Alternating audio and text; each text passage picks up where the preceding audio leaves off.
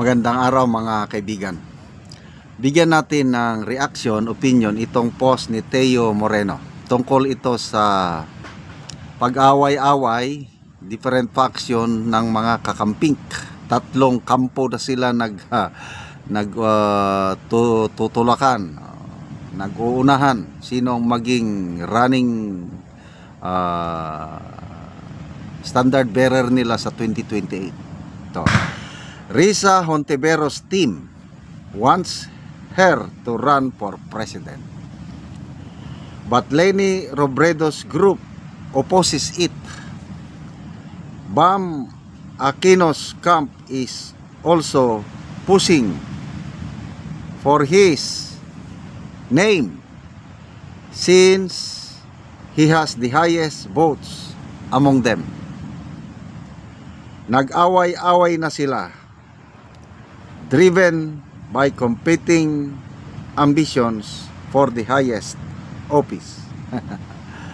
So, sabi ni Teo Moreno, nag-away-away na ang mga talunan. Ha ha ha ha, na magiging talunan pa rin sa 2028.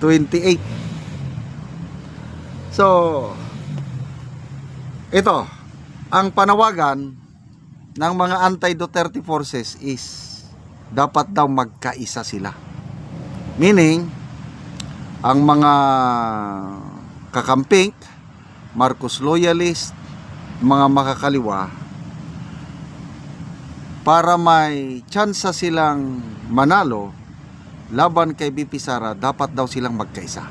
Yan, panawagan. Sino bang nanawagan? Si ex-senator Antonio Trillanes. Yan ang panawagan niya. Yan din ang panawagan ni Professor Ronald Llamas, ang political analyst ng mga Dilawan Kunuhay. Yan din ang sinabi ng yung researcher o presidente ata ng Octa Research, Professor Regit. Sabi niya, if the anti-Duterte forces cannot unite, it's simple, they are lost. Talo na sila.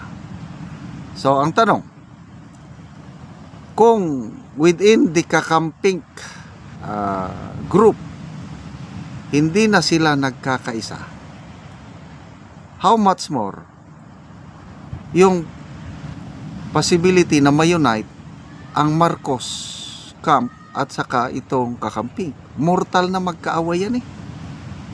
Oh. So, among the three, Leni, Bam, and Hontiveros, ang pinakamahina sa tingin ko is si Hontiveros. Mas malaki pa ang chances manalo si Madam Leni at saka si Bam Aquino.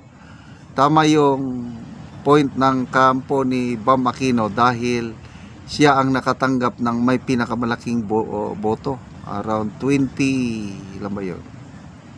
26 million ata o 25 million votes. Si Risa Hontiveros, 12 million lang natanggap niya sa pagiging senador eh. So, ayan, problema nila yan. Mag-away-away sila. Sino ang magiging standard bearer ng kakamping sa 2028? Oh. So, si Senator Pangilinan, ang panawagan niya is si Leni tatakbo ulit. Si Congresswoman De Lima, ang kanyang manok is si Hontiveros. So, si Trillanes, ang kanyang manok si Hontiveros. So, problema nila yan. Paano nila mapag-isa yung puwersa nila? Granting na napag-isa yung puwersa, nagkasundo-sundo yung tatlo. Pagpalagay na lang natin, nakumbinsi nila si Madam Leni na tatakbo at si Leni na nga ang tatakbo presidente sa 2028 sa kakamping. yung panawagan nga para manalo sila is dapat mag-unite ang Marcos camp at saka Kakamping camp. So ang matunog na kandidato ng Marcos camp ngayon, John Vic Rimulya and sinito Vince Dizon, yun ang magpartner. So dito sa Kakamping, sabihin na lang natin Hontiveros and Leni Hontiveros or Leni Bam. So paano mapag-isa ngayon? Papayag ba si John Vic Rimulya na magiging vice president lang siya ni Madam Leni Robredo? Or the other way around, papayag ba si Leni Robredo na magiging vice president lang siya ni John Vic Rimulya? Yan pa lang, yung mga tanong na yan is wala na. Suntok sa buwan yung sinasabi nila na magkaisa sila para talunin si BP Sara. So, lumalabas ngayon, pinakamababa na maglaban-laban, 3. John Vic Rimulya, Madam Leni, BP Sara. Ay baka sisingit pa ang mga tulpo. Either Rapi Tulfo or Erwin Tulfo. May posibilidad yan. Tulfo. So 4 na ang maglaban-laban. Nako, habang dumarami ang kakandidatong magpresidente, mas malaki yung chances na manalo si BP Sara kasi mahati-hati ang boto nila, samantala ang mga ka-DDS tayo sa latest survey ng WR numero, we accounted 34% ng mga respondents DDS. 15% lang ang maka Marcos, 12% lang ang maka Leni. All the rest, 39%, yun na yung neutral. So, yung 34% na DDS, solid DDS, is enough magpanalo kay BP Sara. Alangan naman walang makuha ni BP Sara doon sa 39% na neutral. Sa ngayon, sa mga surveys, lumalabas siya ang pinakamalakas. So, good luck sa mga kakamping na nag-away-away. Sana mapagkasundo-sundo kayo kung sino ang inyong kandidato. Salamat mga kaibigan sa inyong pagsubaybay sa ating channel. Nakakatulong kayo ng malaki sa tribong Talanding ng Bukidnon dahil ang income natin sa channel na ito is pantulong sa tribo. Namimigay tayo ng libreng yero at pako para makapagpatayo sila ng mas maayos na tirahan. Panoorin nyo ang video na ito. Muna ni ang natabangan na Mugyero. Sa sin kay makakuha na sa mong balay.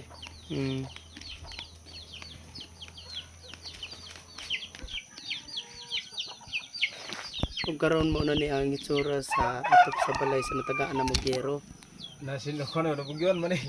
Ana nang lukot kay na sino no. Nakuha na gid sila. Oo. Nangaputol na gid ang ilang atop. Kita gid nato nga buslot na gid kaayo.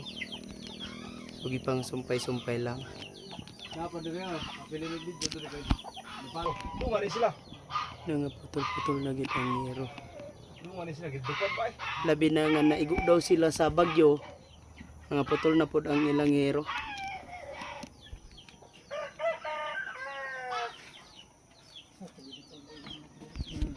So karon pila na ni katuig ang imong balay?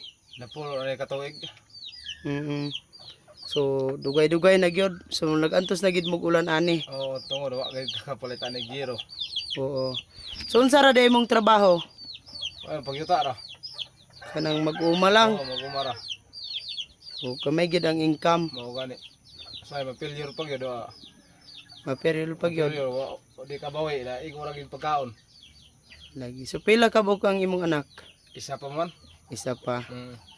So kuan gyud. Asa day imong asawa karon? Tuwa ito. Ay, so naglakaw siya. Oo. Lagi.